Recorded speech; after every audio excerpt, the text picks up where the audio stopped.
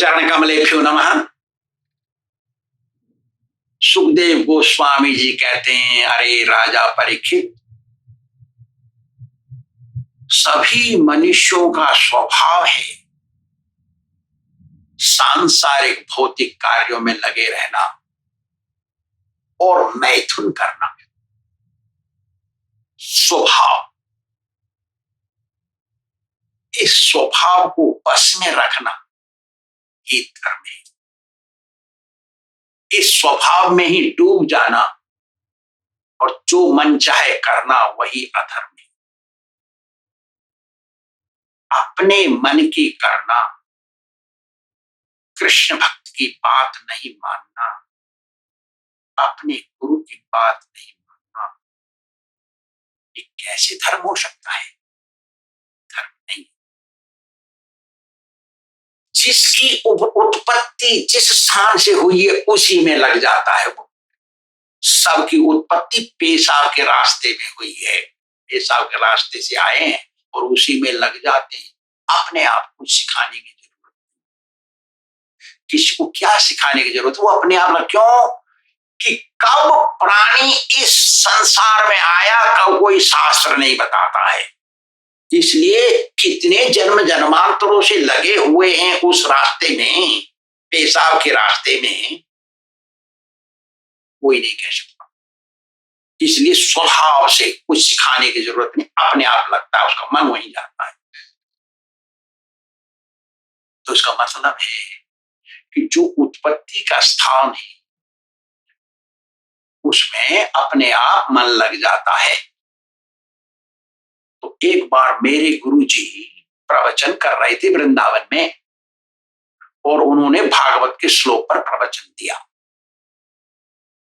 यस्यात्म बुद्धि कुनपे त्रिधातु की स्वधी कलत्रादिश भूमि यदि यह तीर्थ बुद्धि सलिले न करी। हो ऐसे बोले,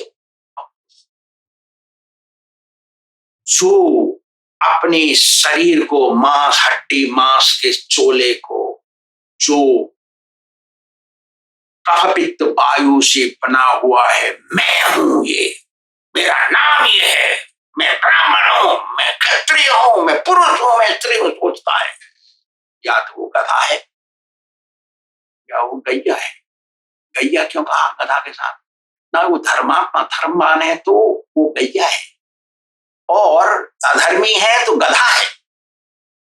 और जो अपनी पैदाइश की जगह को पूजनीय मानता है वो तो गधा है, नहीं तो गैया है। धर्मात्मा है तो गैया है, गैया के बराबर दोनों पशु हैं, और ये अधर्मी है तो गधा है। ऐसा सोचिए, हम सुन के हम खड़े हो गए। प्रभुपाद उनको पहचानते हैं हमको कि मैं उनका शिष्य हूं। 1975-74 की बातें हैं ये। तो मेरे को बहुत आसक्ति है, बहुत लगाव है मेरे जन्मस्थल में। मैं गैया हूं या गधा हूं, थोड़ा बता दीजिए। मेरे गुरुजी को बोले, इतने आदमी सुन रहे हैं वहां, 40-50 होंगे उसमें। तो मेरे गुरुजी बोले, बैठ जा, तू तो स्पेशल है, तू तो जीवन मुक्त है, तेरा लगाव वृंदावन में, भगवान की जमीन है ये दिव्य भूमि है, तेरा लगाव इसमें तेरे को मोक्ष दे रहा है। तू स्पेशल है, ना तो तू गैया है ना गधा है, तू जीवन मुक्त है। ये मेरे गुरुजी के साथ सब सुने और इन्होंने आपस में कही, सब चलते हैं हमसे, क्योंकि मैं एक जीवन मुक्त मिला मेरे गुरुजी को। मेरे गुरुजी बहुत प्राउड थे, उनकी छाती फूलती थी, मेरे को एक ऐसा शिष्य मिला। गुरुजी को यदि कोई सच्चा शिष्य मिल जाए ना, गुरुजी बड़े खुश होते हैं। गुरुजी को कोई एक प्राण मिल जाए ना, गुरुजी कितने खुश होते हैं। गुरुजी सोचते हैं, जब मेरा प्राण है, शिष्य भी श्रेष्ठ होना चाहिए, गुरुजी की बात पर चलना चाहिए, मनमानी नहीं करनी चाहिए, गुरु जैसा चाहे वैसा करना चाहिए, गुरु जैसा कहें उसमें जोड़ना घटाना नहीं चाहिए। ऐसा शिष्य हो तो गुरु जी को खुशी होती है।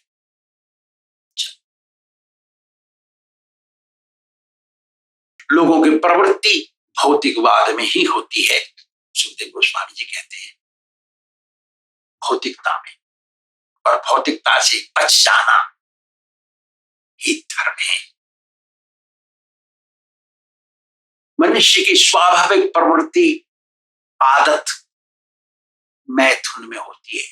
स्त्री चाहता है पुरुष को, पुरुष चाहता है स्त्री को, स्त्री चाहती है पुरुष कैसे मिले, मेरे साथ समागम करे, और वो चाहता है कैसे मुझे एक स्त्री मिले जिससे मैं समागम करूं। ये स्वाभाविक है। क्यों कि रज और वीर्य दोनों मिलने से ही शरीर बना है। रज तो है स्त्री का और वीर्य है पुरुष का, दोनों मिले मैथुन के समय में, उससे बनता है शरीर। याद रखिए। तो इसलिए पुरुष चाहता है उसका वीर्य पास हो, निकले वहां से। स्त्री चाहती है उसका रज बाहर निकले। जब दोनों समागम करते हैं, पुरुष का पहले वीर्य निकल जाता है, स्त्री का नहीं निकलता है, तो वो बहुत बुरा सोचती है पुरुष के बारे में, तो उसका नहीं चला निकला। ये है संसार।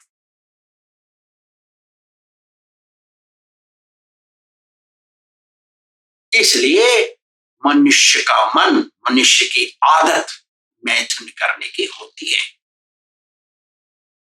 जब तक वो एक था, क्या नाम था उसका, रजनीश। कितने दुष्ट होते हैं देखिए लोग दुनिया में। वो बोला मैं तुमको इतना सुख दूंगा जो तुम वीर्य पास करने, ओवम पास करने, रज पास करने के समय पे सोचते, आइए मेरे पास। तो एक स्त्री 10 जिस पुरुष को चाहे उसके पास जाए, जो पुरुष जिस स्त्री को पसंद करे उसको पकड़ ले, उसी के आश्रम के अंदर ऐसा हो। और उनके काली काली सी माला दे दी, उसमें ऊंची का फोटो, भगवान का नहीं। भगवान तो कोई दुष्ट है वो बोलता था, धर्म एक कैंसर है बोलता था। करो पाप जितना चाहे, आनंद भोगो। कितना दुष्ट कोई होगा देखिए। ये संसार है। और बहुत लोग गए उसके पास, करोड़पति भी गए, क्योंकि उनको चाहिए वो स्त्री जो देखे वही मिले। और ऐसी स्त्रियां गईं जो पुरुष उनको अच्छा लगे वहीं पहुंचा, उसी के पास, सबके सामने। एक गोदी में बैठी, एक उसका पैर इधर पीछे और इसका पैर सामने, बैठे हैं कपड़े के बिना। देखिए ये धर्म बता रहे हैं। ऐसे हो गए। तो क्यों कि पता नहीं कब से इस मार्ग में लगे, मैथुन के मार्ग में। शास्त्र नहीं कहता है कब आए हम दुनिया में। जो अवांछनीय आदत को, जो अवांछनीय, जो उसकी जरूरत नहीं, ऐसे कार्यों से जो बच के चले वही धर्मात्मा है। जो मुक्त, फ्री, स्वच्छंद होकर के चलने लगे उसमें, वही पापात्मा है। जो बात नहीं माने और उधर ही ध्यान लगाए वही पापी कहलाता है। सो 4 हैं पाप के स्तंभ,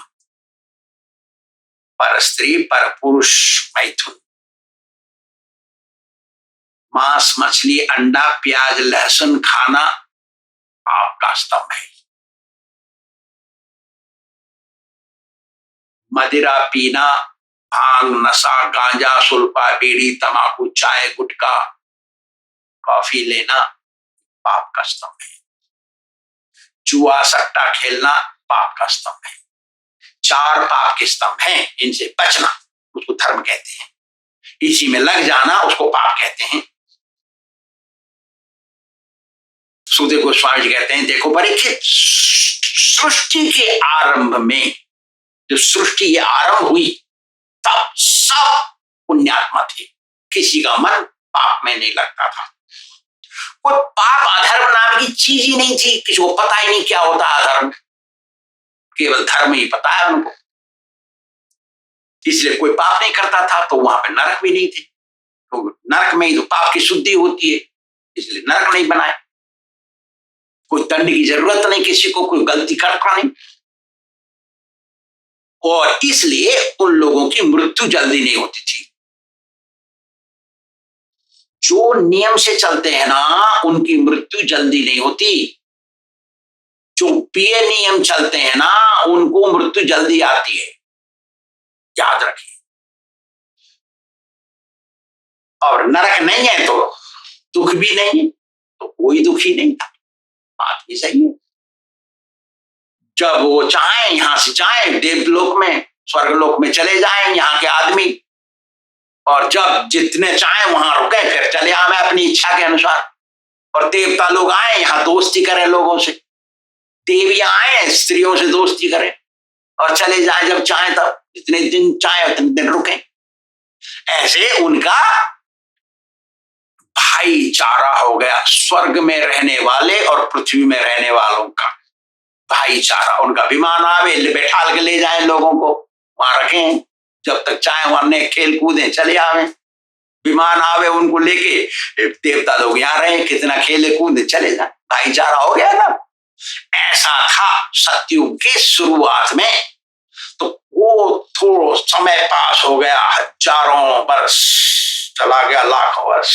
उसके बाद धीरे धीरे धीरे धीरे स्वच्छंदता, बेपरवाह हो गए, थोड़ा थोड़ा तो पाप होने लगे।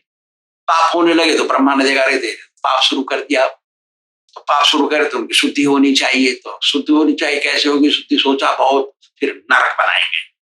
नरक बनाए, नरक बनाए, नरक बना रहे, नरक कैसे होगा, कोई इंचार्ज चाहिए वहां नरक का, इंचार्ज को एक देवता ढूंढे, देवता ढूंढ के उसको एक उपाधि दे दिए, तू यमराज है, यहाँ बैठ देख।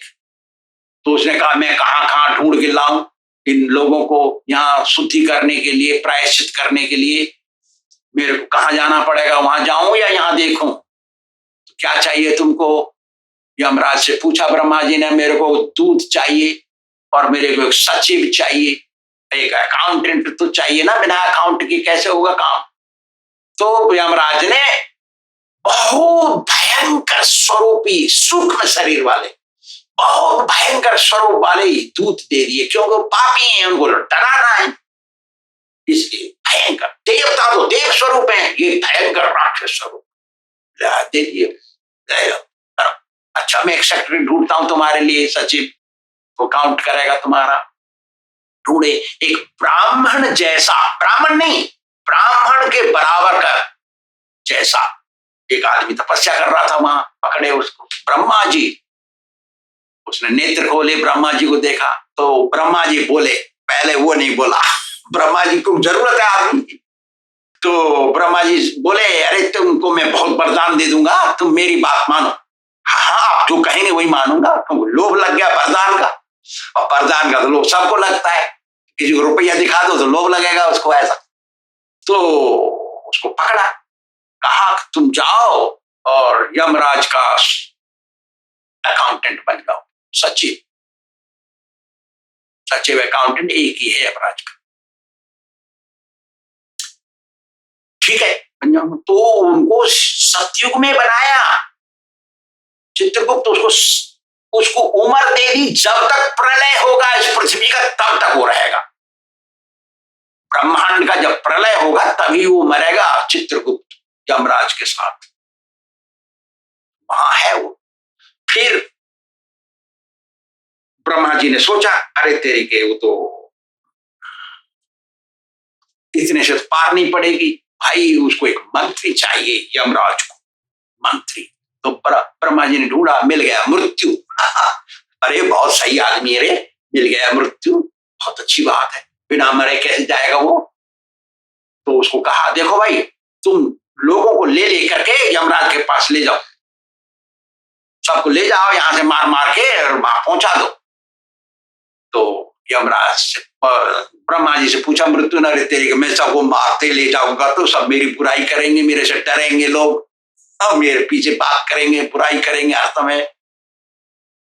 बहुत ही अपयश का काम है किसी को मार देना। तो हमारा ब्रह्मा जी ने सोचा, बहुत सोचा, सोच सोच के बोल, अच्छा ठीक है, मैं बीमारियों को रोग सृष्टि करता हूं और रोग लगेंगे उनको, और लोग तुम मार देना, लेकिन लोग सोचेंगे रोग के कारण मरा है। मारा तो मृत्यु ने, लेकिन लोग सोचेंगे फलानी बीमारी से मरा है ये। कोई हार्ट फेल होकर मर गया, कोई ब्रेन फेल होकर मर गया, कोई कैंसर होकर मर गया, कोई टीबी में मर गया, कोई कुछ मर गया, कैसा मर गया, मर गया, वो बीमारियों से मरेंगे रे, लोग सोचेंगे ऐसा, लेकिन मारेगा तू, तेरा काम है ले जाना, तेरा नाम ही मृत्यु है। तो उसने कहा ठीक है, ऐसा होगा तो बहुत अच्छी बात है। ऐसा काम हो गया। मृत्यु से कहा ब्रह्मा जी ने, देखो दो तरह के आदमी मिलेंगे दुनिया में, एक धर्मात्मा, एक पापी।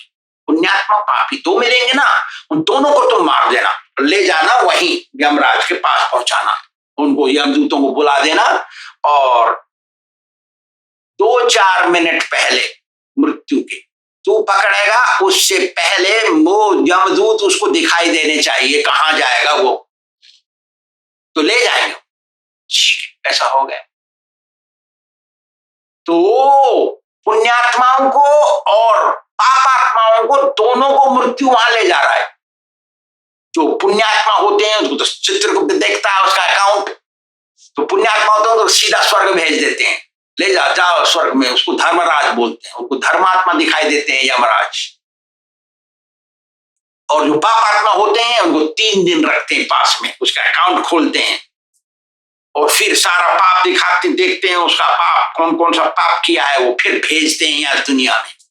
3 दिन बाद यहाँ आता है, चौथे दिन घड़िया में पानी लगा के, पानी लेके पीपल के पेड़ पर टांगना पड़ता है चौथे दिन, क्योंकि वहां से वो आत्मा वापस आती, पृथ्वी नहीं छू सकती, प्यास पानी पिएगा कैसे, केवल एक ही जगह टिक सकता है वो पीपल के पेड़ पे। आजकल तो वो ही भूल गई दुनिया।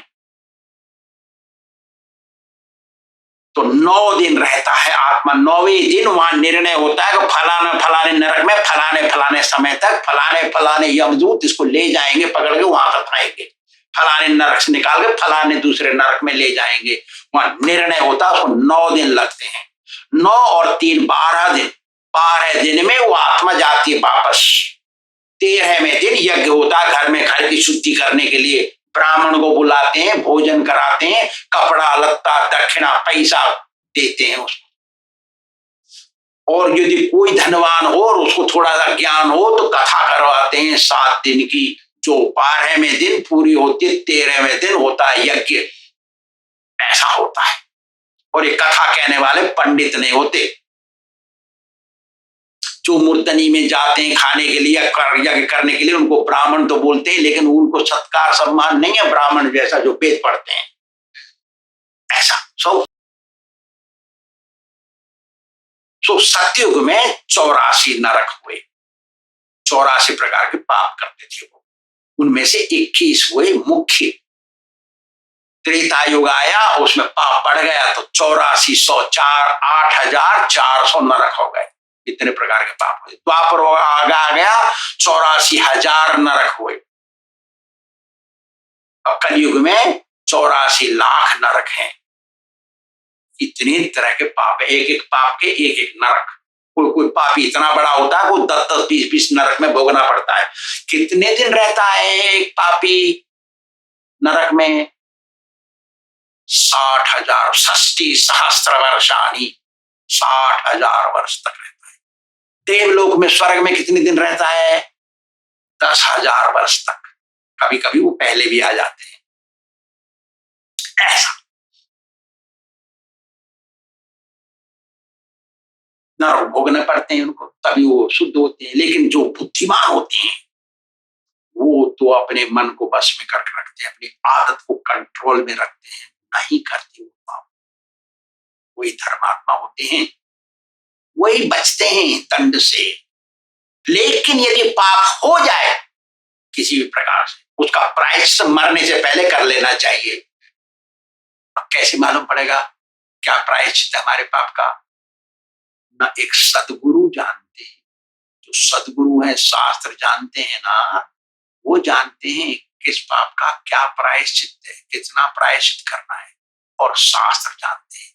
दो ही आदमी जानते हैं इस सृष्टि में, एक सांस नहीं लेता, एक सांस लेता है, एक बोलता है, एक को पढ़ना पड़ता है। दो ही आदमी इस सृष्टि में जानते हैं किस पाप का क्या प्रायश्चित है, कितना है। तीसरा कोई नहीं जानता, सब डबल शंख बजाते हैं।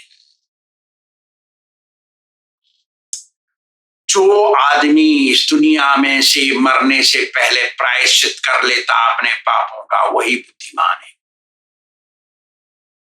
जो प्रायश्चित करता नहीं और स्वच्छंदता से अभिमान पूर्वक सोचता है, कौन देखता है, कौन करता है, तो मजा लूटेंगे, बेपरवाह आदमी कुबुद्ध दुष्ट है, उसको तो वहां मिलेगा सही जगह। इसको अल्प बुद्धि बोलते हैं। इसलिए गुरु स्वीकार करना चाहिए मनुष्य जीवन में, मन को बस में रखना चाहिए, अपनी आदतों को बस में रखना चाहिए, गुरु जी की बात पर चलना चाहिए। गुरु ऐसा होना चाहिए जो उसका वंश परंपरा भी अटूट हो, भगवान से जुड़ा हुआ हो, और गुरु परंपरा, गुरु शिष्य परंपरा भी भगवान से जुड़ा हो। दो लाइन होती है, जैसे ट्रेन चलती है दो लाइन में, ऐसे ही दो लाइन होती है, गुरु शिष्य परंपरा, पिता पुत्र परंपरा, भगवान से जुड़ा होना चाहिए। रास्ते में कहीं गड़बड़ी है तो उसका ज्ञान डवाडोल है, तो गुरु जी की बात नहीं मानेगा, गुरु जी कहते रहेंगे और वो सुनता रहेगा, आंख खोल के समझेगा, कुछ नहीं करेगा अपना। ऐसे थोड़ी गुरु परंपरा होती है, उसका तो गड़बड़ है। इसलिए जिसने गुरु बना लिया, जो शास्त्र नहीं जानता है, गुरु परंपरा में नहीं आया है, ब्राह्मण के घर में जन्म नहीं है, चाय पिया हुआ है, बीड़ी तंबाकू और क्या प्याज लहसुन खाया हुआ है, ऐसे गुरु को उसी समय त्याग देना चाहिए जब मालूम पड़ जाए, और आना चाहिए सही गुरु के पास। तभी तो हमारा नाम लिखा जाएगा भगवान के रजिस्टर में, तभी तो हमको पता पड़ेगा क्या प्रायश्चित करना है हमको हमारे पापों का। यही सही बुद्धिमानी है। श्री राधा गोविंद भगवान की जय।